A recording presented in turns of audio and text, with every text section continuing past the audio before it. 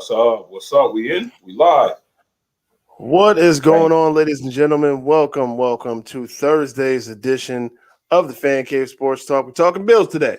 And if you're looking at the set like, wow, he has a really nice set. It looks very, very nice. Because I hijacked Hulu's set. I hijacked it. I ran up in here, kicked him out. Now this is mine. Welcome to the Fan Cave, ladies and gentlemen. How you doing? With me, as always, my co-host, my cousin, Carl, on the ones and twos, the man to see about the Jordans and all the plug life gear you need. What's going on, partner? What's up, kid? You see, I'm sporting my new Josh Allen joint. My girl got me. You know what I mean? Shout Got the out to her. contract. Hey, She's gonna be here Sherelle. for a Shout while. out to you. Hey, well, so yeah, I gotta support Josh Allen contract. He's gonna be here. Absolutely. I feel safe buying his jersey. That's what's up. I mean, yeah, he's here for another 6 years? So we're good. At least. We're good. I think for life. I think Buffalo Bills for life. We're good money. I respect it. You got the Josh Allen jersey. Rock it, man. Rock it all day long. So we want to dive into Bills. It was final cut downs. We got a couple of practice squad players, but going into this season coming up here, Patriots made a lot of moves. They obviously got rid of Cam Newton. Dolphins fans really upset at the Pat McAfee show because they kind of feel like Pat McAfee and the rest of the world kind of wrote them off, I should say. I don't know. I think the writing's kind of on the wall. You guys, I mean, when it comes to Dolphins fans, they kind of got, we want Deshaun Watson, but we don't want Deshaun Watson. We're sticking with Tua, sticking with Tua. I don't know, man. What's your take, man? Right now, to me, like I said on Tuesday's show, the division is the Bills to lose. You agree? Agreed. Our roster is from top to bottom. We have the best quarterback in the division, no doubt about it. He's leading the pack, and they're not even close. All right, we're talking about a division who is 25 years and under, with Josh Allen being the oldest. So, right. So I mean, what do you want to do with that? You guys have our roster just starting, and our quarterback is far superior. So it is. I believe it is the Bills to lose, and plus we are the incoming champs, AFC East champs. So what else can I say besides you guys ain't on our level yet? But the games still have to be played. Yes, technically, from a legal standpoint, the games do have to be played, technically, for a legal standpoint. But let's be honest. Let's be real here for a second. The Jets are the Jets. The Dolphins, I mean, let's be real, guys. You don't know what you want to do behind center. You do have. Well, they did come out and say, no, I don't know how much clearer I have to say it. Tua is our quarterback. That's what he said. These are just reports from other people. We don't really know where these reports are coming from, that the Dolphins were the leading, because it hasn't come from the Dolphins. B-Flow, I support you, bro. I'm a big fan of yours as far as a coaching perspective and how you can, command respect out of your players. But B-Flow, if the word comes down, you getting rid of Tua. Let's be real. Let's just be real, bro. Let's keep it all the way 100. I don't think he has a say. I mean, he does. If he goes to the one demanding for Deshaun Watson, then yeah, he does have a say. But if they obviously he doesn't make the calls. He can just say, hey, I would like him. But for a fact, Tua's their guy. Exactly. So, well, right now, Tua's your guy, and Tua is not that good. So, I mean, I'm just being real. Yes, he was a rookie last year, but let's be honest. B-Flow, you made a decision to put in a rookie quarterback with no NFL experience and injury issues when you were 4-1 and tied for first place in the division. But let's see what happened with your season. Failed to make the playoffs. You had your rookie guy coming in, going into Buffalo, and decided, this top 5 defense can't cover Isaiah McKenzie for some reason. And you were down 24-0 at the half. But whatever. Whatever. Dolphins fans, you kind of earned this one. Got to give it to you there. Plus, all your home games are home games for us. But anyway, whatever. That just goes without saying. Patriots, the sooner you guys want to accept that you're in a rebuild, the better off you'll be as a fan.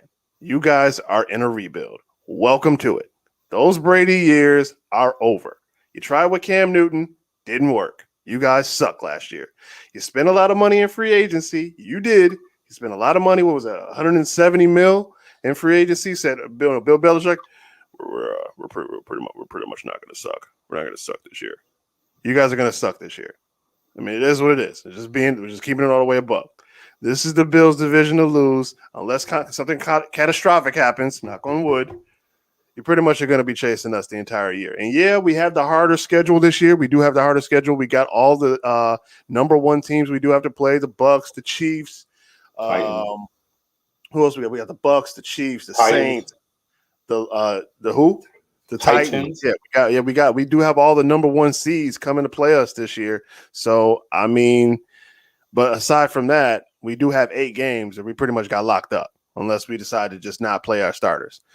But Carl, so now we did mention earlier on it was final cut down day. Any notable guys you wish we hadn't got rid of? I'm still on the fence about Jacob Hollister. I felt like he had enough speed at the position, the tight end position.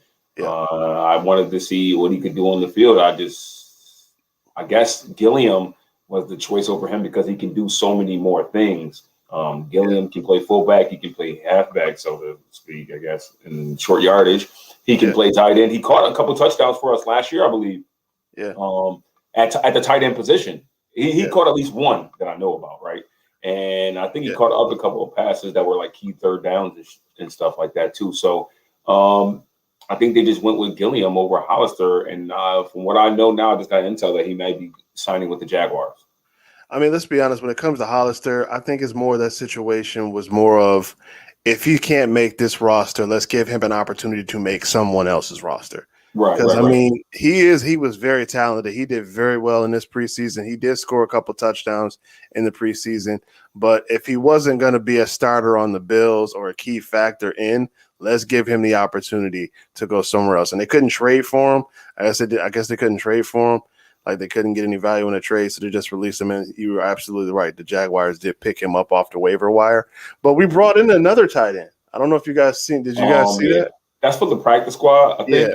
We brought in another tight end practice squad. Let me see if I can find his name for you guys. But we did pick up someone for our practice squad to see how we do with that. And like I said, Gilliam can play these multiple positions, so we could afford to lose Hollister. But I kind of wanted to see because didn't he play with Josh Allen at some point? I think he did. I think he did. If I'm not mistaken, I think he did. Right. But one guy now, a guy who's been getting a lot of crap, and you crapped on him on Tuesday. And I mean, it is what it is. You have your right to your opinion. You are a Bills fan, born red, white, and blue, so we get it. Zach Moss. Put some respect on his name, man. Put some respect on Zach Moss's name, bro. Why do I gotta put some respect on his name? Tell me why. You have to put respect on his name. Yeah, he wasn't the best guy. He was a rookie last year. Mm-hmm. But that's the dude in between the tackles, getting those tough 2nd and 6s and 3rd and 4s and 3rd and 1s and all those tough yardage that we don't get to see in the stat line. I love Zach Moss. I know you said you follow him on Instagram. I do, and I think his fiance follows him too. So, like, I don't know, for sneakers, I think. But, I feel bad saying that because she might come on our podcast and watch me dogging him. I'm not dogging him. I just feel like so far from what I'm seeing from him has been nothing really spectacular. I know that he's going to get he scored a touchdown. He's going to get some gritty yards. He's going to make a good catch. He made a good catch for a touchdown in a couple of games that we needed. So, I mean, to me, that's just more of a sufficient player. I want a breakout player at the position. And I do believe Singletary does give us more dynamic because I believe he's the hardest running back in the NFL to tackle, Devin Singletary. If it becomes from juke moves, from him slipping through tackles, bouncing off players, I just do believe he is, if not the shiftiest, he's probably the shiftiest and like the hardest to tackle running back in the NFL just because his stature and he doesn't go down easily. Yeah, he's definitely. I would say Kamara's harder to tackle, but Devin Singletary is definitely one of the hardest players to tackle in the league. So I definitely agree with you on that one. But let's go. I mean, let's go with the depth chart. We got rid of 2 quarterbacks. I thought we were going to keep Davis Webb. We obviously didn't. I thought we were going to keep him, give him another shot. But we did. But apparently he didn't make the roster. I would like to bring him back, but let's look at what we got here in the practice squad. We did bring him back. We have 2 quarterbacks on the practice squad. 2 quarterbacks on the practice squad: Davis Webb and Jake Fromm. Okay, so we got Fromm, and I thought we should have let go of Fromm. I wasn't a fan of his from the jump. I mean, he did play okay in the Packers game. He did score a touchdown, but I wasn't a fan of his all the way through and through. But I mean, we got the practice squad lines up with Jake Fromm, Davis Webb, Jack Anderson, Jamil Douglas, Antonio Williams, Isaiah Hodges. That's your boy. That's your boy, Isaiah Hodges. I like him. Shout out to him, man. I really hope he gets the opportunity. Play in one preseason game. Yeah, I hope he gets hurt in it. I really hope he gets the chance to make the roster. Tanner Gentry, shout out to him. Quentin Morris, Joe Giles Harris, shout out to him. Mike Love. Mike Love be sticking around, man. Yeah, boy. That boy. Brandon Bryant, Josh Thomas, Baby Warren G, regulator himself, Elijah Griffin, Cam Lewis, and Rashard Wild Goose. Why is he still on the roster? He offers some athletic abilities that the other corners don't have. He is I heard he was one of the fastest corners on the team. So he has some speed that the team is just lacking at that position. So that's why he's sticking around. And he's a rookie. He's a 4th-round pick. They got to keep him somewhat, at least on the practice squad. We selected him. Oh, no, he's a 6th-round pick. I'm sorry. But we selected him. So we got to just look here. Look, Wild Goose. You're on the list. You're on the list. Okay? He's on the practice squad. He's on the practice squad. We don't care. You're on the list. Wild Goose. I'm watching. Step it up. Show these boys you can play. Okay. Yeah, I mean, your boy Cole Beasley, he just got a strike off. I respected him because yesterday at the practice at the stadium, he did stay an hour long with fans after practice was over to take selfies and sign autographs. So Cole Beasley, I know you was on strike too. Did he wear his mask? He did not. He did not. I seen a bunch of selfies without a mask. So, but I respect you. So strike removed. So you only got 1 strike. I don't know. He did. He did a diss track. I thought that was weird. Did you hear that? Who did he diss? He did a diss track about COVID-19. Oh, he dissed COVID-19. I'm down. He should have got me on a feature on there. I would love to diss COVID-19. I mean, I didn't know he. I know he had bars, but he did a diss track. I was just like, what? I think he got a song with Griselda. If you don't know that too. Yeah, dude got bars. Don't get I don't know. I'm not going to sit up here and tell you he has bars, but I'm telling you he has a song with Griselda that they haven't put out yet. Shout out to him. Shout out to Cole. Cole, we got a strike removed. I respect you. Have a good year. He still deserves the strike. But let's look at the roster. Let's look at the starting roster though. Obviously, Josh Allen's going to start. We obviously want. Obviously, we're going to have Stephon Diggs. He's going to be our starter. On the other side, Emmanuel Sanders will be the number 2. Cole Beasley is probably going to be the number 3. Sanders. You talking about Sanders over Gabe Davis? I don't agree with it. I want Gabe Davis to get his just due, but I think he has more to learn. But I think he's a future stud. Remember, T.O., he sat a couple years before he got his time as a starter. He sat behind Jerry Rice and what was it? J.J. Stokes, Ty Streets. He was a dude from Tennessee, Chattanooga, so he had to earn his keep. So I'm not saying that Gabe Davis is going to be T.O., but what I am saying is I think Gabe Davis has a lot of potential, and I can't wait to see him blossom because he did a hell of a job last year. Listen, Lisa. If we want to look at the stats on Gabe Davis' stats from last year, I know he had 7. I thought he had 8 touchdowns, but he actually had 7. I think him and Emmanuel Sanders may have had the same exact stats when it came to touchdowns. So let me see about yards, though. I mean, I would say Gabe Davis is more.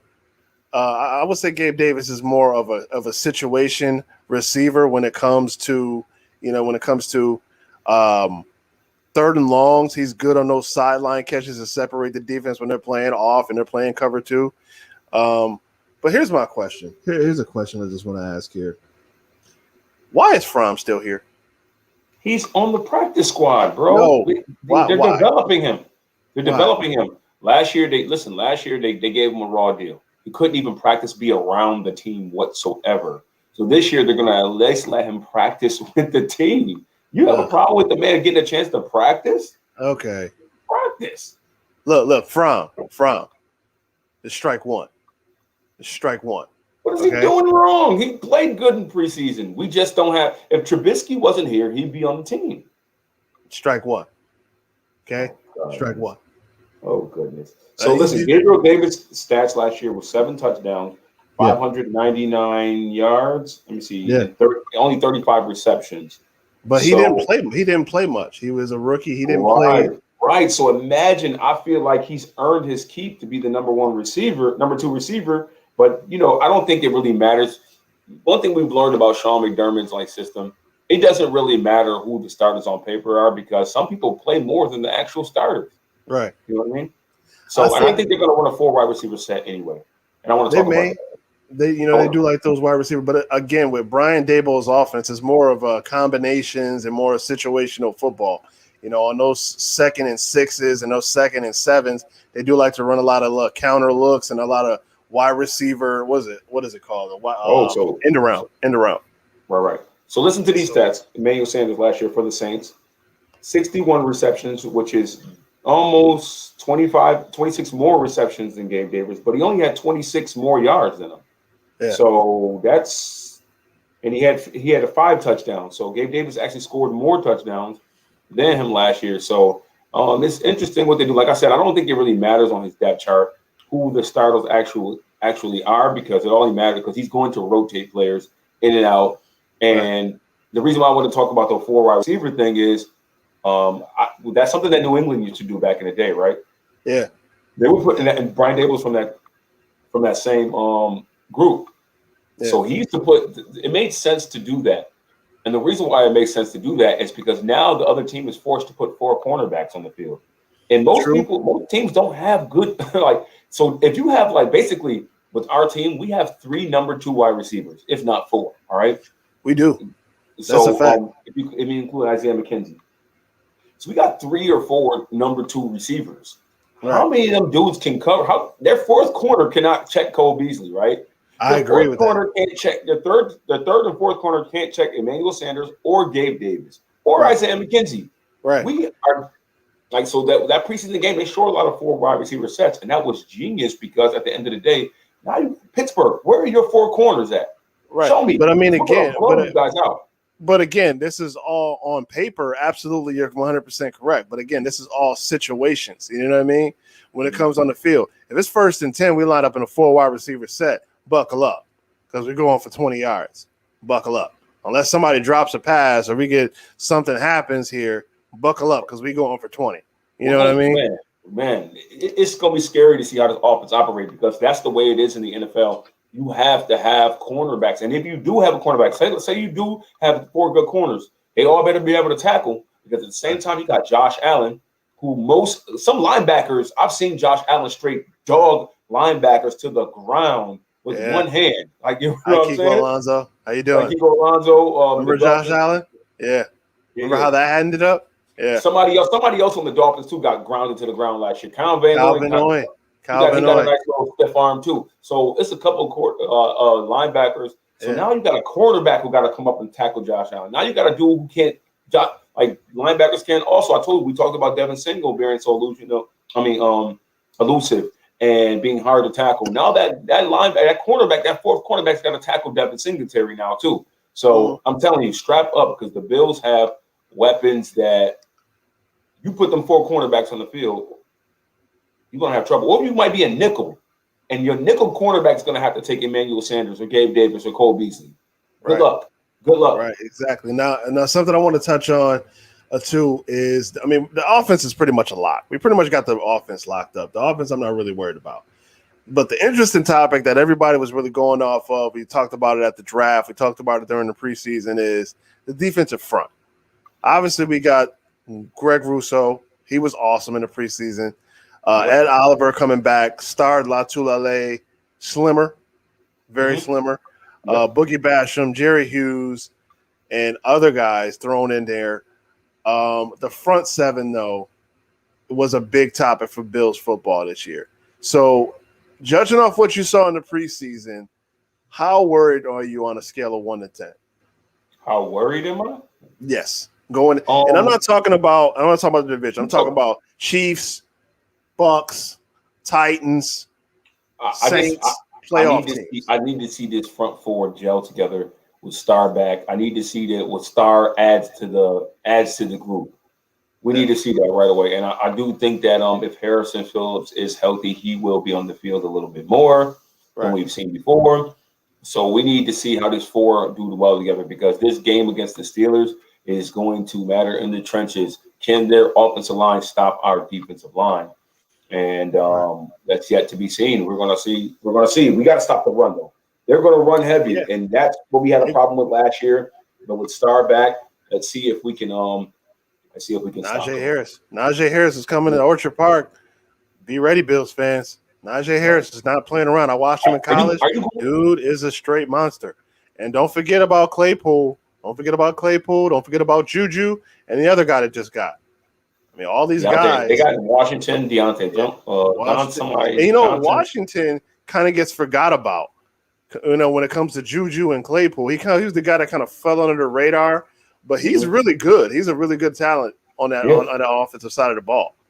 He is. He's asking for a new contract too. So they're without a few players though. But at the end of the day, let's see if they can pull it all together. Big Ben, he won't be like last year. He was starting to decline. As you can see, his arm was starting to decline. But this year, his arm is fresher.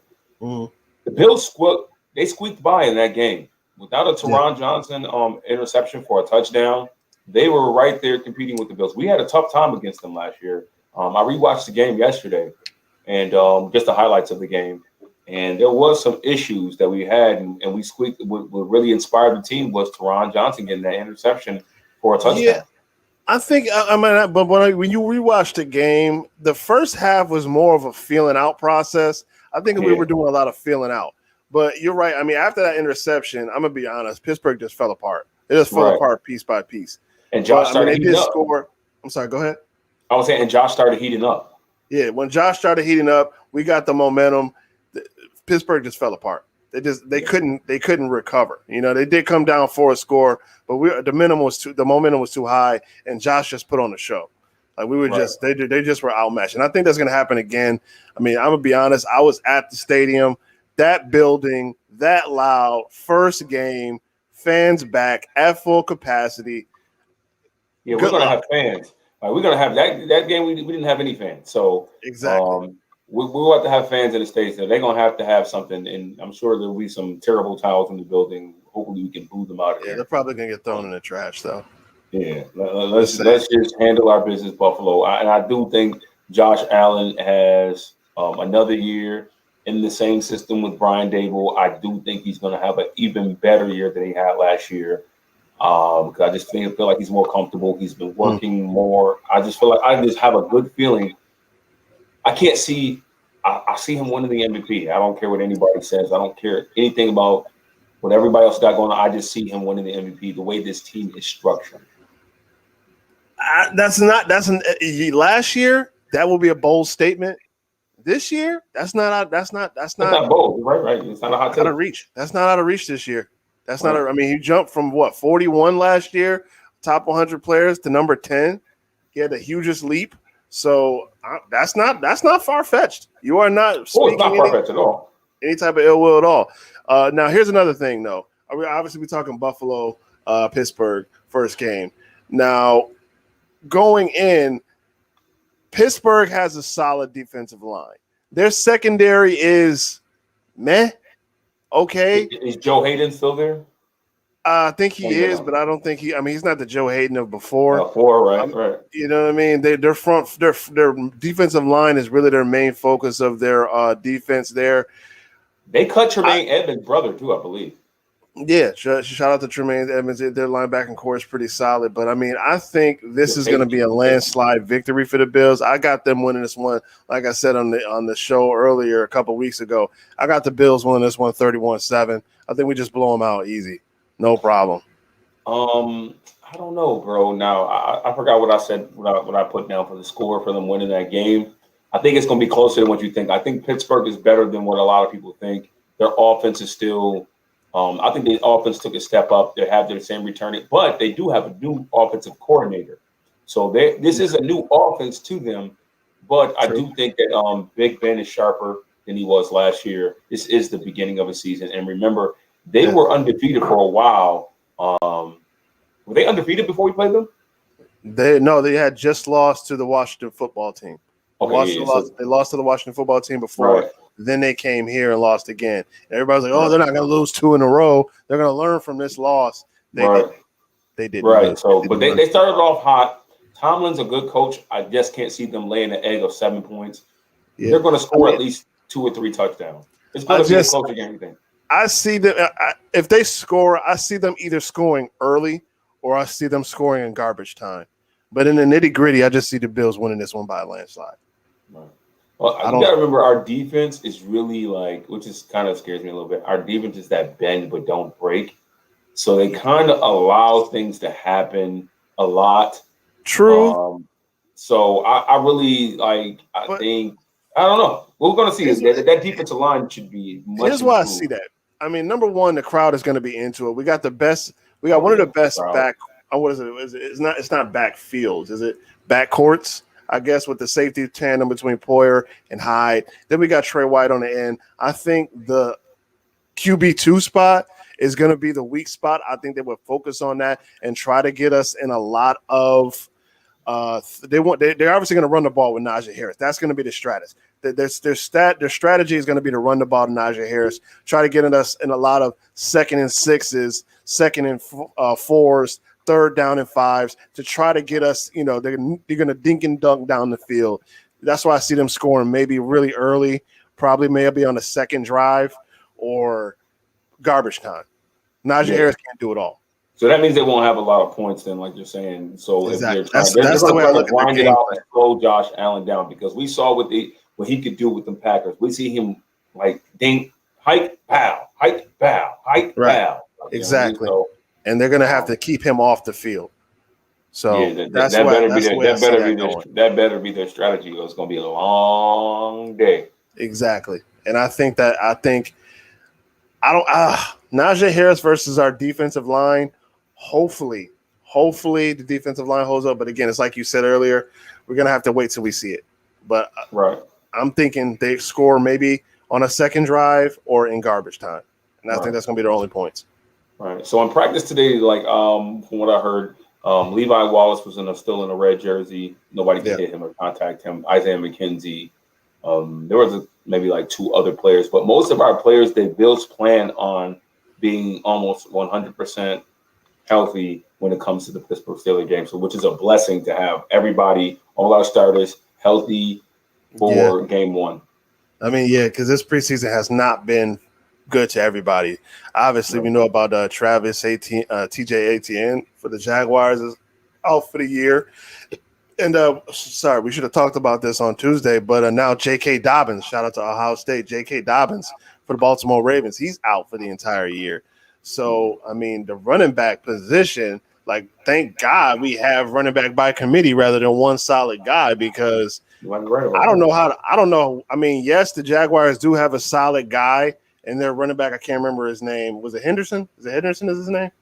Henderson? The Jaguars, they got Robinson. Robinson, that's his name. Yeah. Robinson. I'm sorry. He's a solid running back, but I mean, somebody to spell him would have been nice.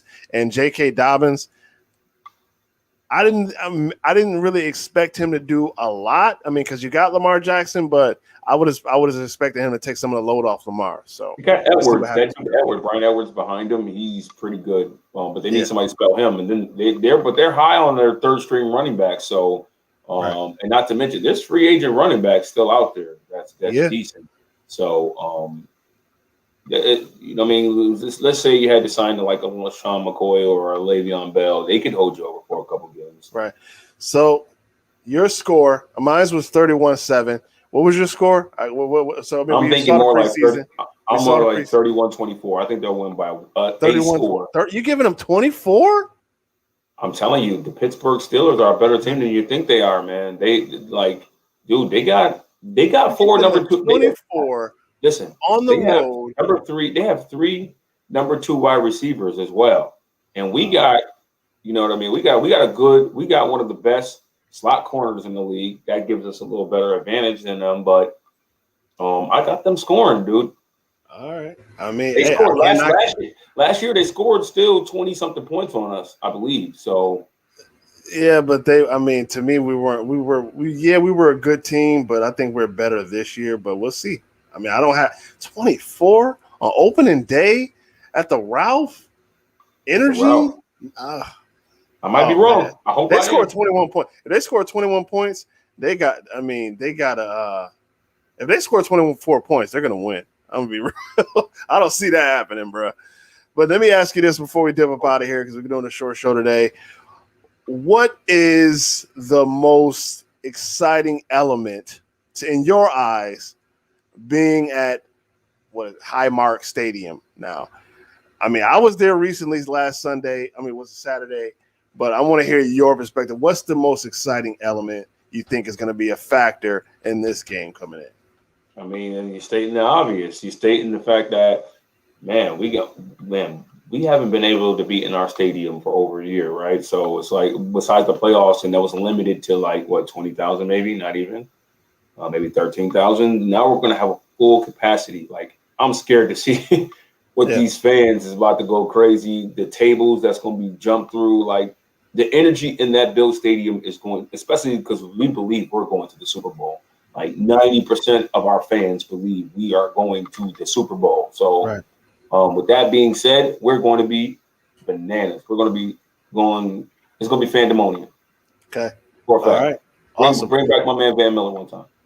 Oh man, rest in peace. But before we dip up out of here, Bills fans, you're probably aware of this. They did get the agreement done. I guess the agreement is, I want to say, all but done for construction to start on a new stadium in 2027. So shout out to them. It will be seat capacity wise, it will be smaller. 60,000. I think it's just talks right now. They're having talks. They haven't inked, they haven't put pen to paper, but I mean, that's just talking. That's as close as we gotten. And I guess the agreement was the Bagulas put up 50%, and state county put us up 50%, and it's going to be adjacent to the stadium that we currently have. But proposals were, like you said, there were mainly talks, but I mean, I think this one is pretty locked up. Proposal. But if they do that with the 60,000 capacity, it would be the lowest seated stadium in the NFL, which I don't like that. No, the Jaguars have I think theirs is about 42 strong. I got some stats the other day that told me that it would be the lowest. Right now we're at 73,000, right? We're at 73 at full capacity, at 73. Right. So yeah, it's kind of a drop off, but I mean, it's still going to be loud. It's still going to be loud and really hard to play here. It's Soldier Field at 61,000 is the lowest. 61,500, smallest stadium. Right. But the Jaguars, they have a lot of tarps on their stands too. So yeah, I mean, their stadium might be bigger, but they do have tarps a lot on the top level because they don't sell out their stadium. They can't sell out that stadium. It's impossible. Their fans don't go to the games. But I think this is it says the Bills are at 71. I thought that was higher than that. Green Bay is 81,000. The Giants are 82,000. Lambeau strong, man. The Giants and the Jets are 82,000. I don't know how they have this many people in their stadiums. Not that loud. I just hope. I mean, here's the thing. I hope when the Bills do get this stadium all pen to paper, I hope it's not one of those stadiums that it's right now it looks ahead of its time, but in a couple of years it's going to age terribly. Like a prime example is the Giants and Jets Stadium, MetLife Stadium. When you first brought it to the table, bringing a stadium in, yeah, it looked really good on paper and it looked really good for the Super Bowl. But now that stadium is not good. It's not as state of the art as it was when it first opened up. I just hope the Bills think, further into the future rather than to be complacent. Because Texas Stadium and Dallas, I don't know if y'all watch Hard Knocks like I do. That thing is super over the top. That thing is super over the top. I mean, it's Jerry Jones. I know. I'm about to say, look who I'm talking about, but it is what it is. All right, man. Any shout outs you want to give out before we dip up out of here? And their capacity is 80,000. So shout outs. No shout outs right now. Hold up. Shout out, and if y'all don't know this, former 4th overall pick by the Tampa Bay Buccaneers, Keith McCants, was found dead today. Apparently, allegedly, due to drug overdose. There are not any confirmed about that. This is allegedly, but T's and P's going to his family. Thoughts and prayers. Keith McCants, former 4th overall pick. Rest in peace. Died at 53 today. So rest in peace to him. I'm sorry to hear that. Sorry to hear that. Shout outs. Shout out to Zach Moss, bro. I hope you are everything that my cousin believes you are. There we go. I hope you are everything my cousin believes you are. I do believe you have talent, bro. Don't sit up here and say that I'm straight calling you straight trash. I'm not calling you trash. You know what I mean? Maybe there's yet to be seen some stuff that I haven't seen yet. You know what I mean? It's part of your game that, you know, is going to tear the NFL up. You know what I mean? Because you actually are a decent looking kind of dude. I don't want to have to, you know what I'm saying? I don't want no problems with you, Zach Moss. You know what I mean? You go show I just want to see you play good football. I'm a Buffalo Bills fan. I am a fan of yours. You know what I mean? But I am a realist as well. You know what I mean? So, you know, yeah. So what, is he on your list? Is he on your list? Because I said it. Jake Fromm's on my list. Is Zach Moss on your list? I do believe that my beliefs is like really extreme. I believe that really Matt Breida should be the starter. I think he's just the most dangerous running back in the room. But I do believe in Singletary's skills, and I believe in Zach Moss. I will say this about Zach Moss. He is the most consistent out of all the running backs. He doesn't like stray away from what he does. He does what he does, and he does it well. Like, you know what I mean? He just does what he does. But that's just what he is. You know what I mean? He just is who he is. So I'm not expecting anything more or anything less. All right. Absolutely. Well, Zach Moss, we love you here at the Fan Cave. We don't want no smoke. One before we dip off, and this is the final thing we get to. If y'all know, for the past couple of episodes on the Fan Cave, I talked about this. Coming up September 6th, obviously, is the Fan Cave draft. We'll be doing a live draft live here on IBP Media. We're going to talk about different draft picks and different choices that we got going on. But also what we're getting into is a 9-6 check-in. If you got to know what I'm talking about, 96 check-in is on September 6th, my birthday. But anyway, it was a player from the Seattle Seahawks. Oh, man. Why is his name slipping my mind right now? Cortez Kennedy. I'm sorry. Hall of Famer. Cortez Kennedy, 96. He would check in on everybody. He would check in on people he hadn't played with in years. He had checked on family members he hadn't seen or talked to in years. And him and his wife, after his passing in 2014, his wife started the 96 check-in. So this is what I want you guys to do. It is my birthday, and I do appreciate all the shout-outs you guys are going to give me. But what I want you guys to do, because we lost some homies. Through the 96 is Monday, too. It's Monday. Yeah. What I want you guys to do, check on somebody. Check in on somebody. I'm not saying you got to be their friend. I'm not saying that. But check in on somebody because life is too short, man. So, from the Fan Cave, Sports Talk, from a hijack studio that I hijacked from our co-host, Kulu, who's behind the scenes, but he's not really here because I hijacked his studio. For my cousin Carl, we'll see you guys, Monday. We're going to see you guys Monday. Yeah, Monday? See you guys Monday. Fantasy Draft. Oh, our fantasy draft's coming up. All right. Yeah. See you guys Monday. So, throw 2 fingers at him.